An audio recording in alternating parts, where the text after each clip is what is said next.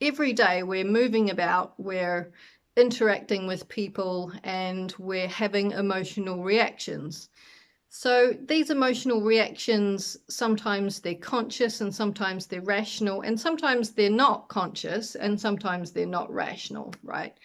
So to become more aware of your reactions and to be able to release these irrational emotional reactions that we have, this technique was amazing for me.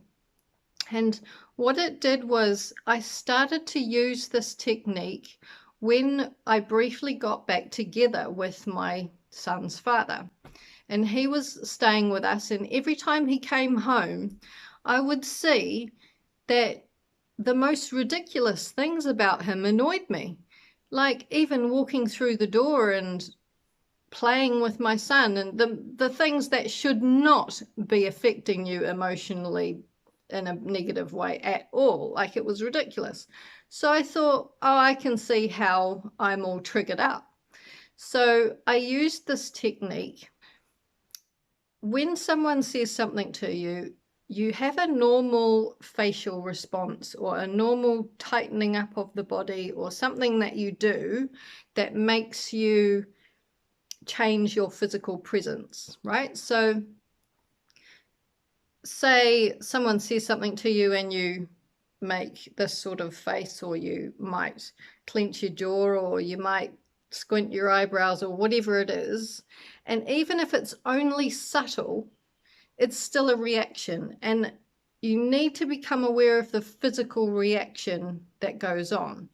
Then once you're aware of the physical reaction, what you do is you just concentrate on removing yourself from whatever it was that's triggered you, so that you're more in a witnessing, you're not involved or invested in the moment.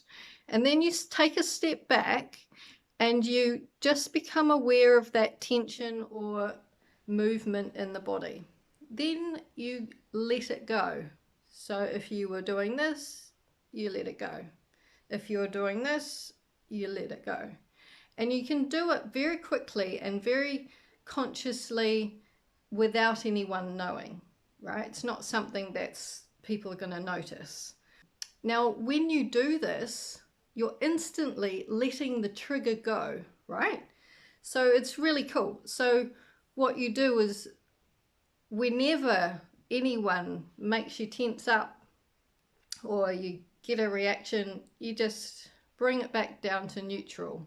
And as often as you can do that, especially within your family environment, the better, right? Because it means it's such a freeing, liberating experience to not have these emotional reactions every time someone in your house talks to you or something.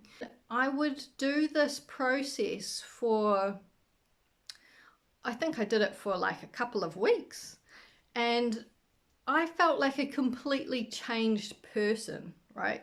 And he noticed, because, well, it would be easy to notice when someone stops getting agitated at things that you do, or they don't respond in the same, maybe slightly frustrated way that you subconsciously would.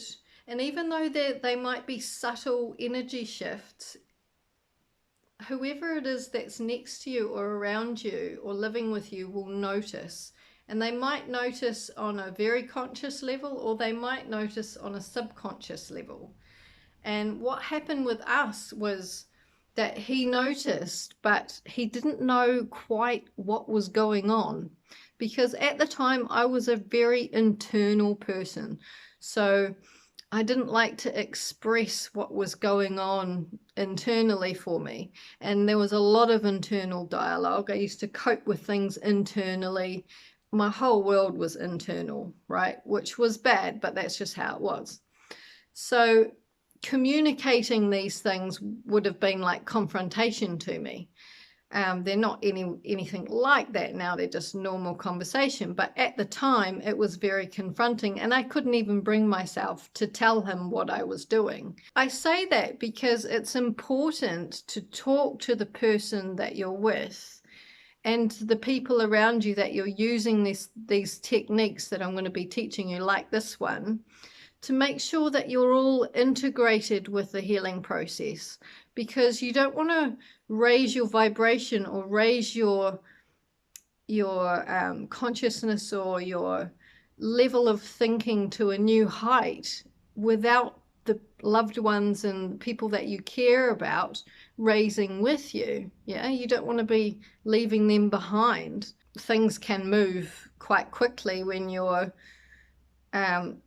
growing beyond people around you. You tend to naturally, people will drop off, or you will change the course of who you're interacting with simply because you've raised your energy.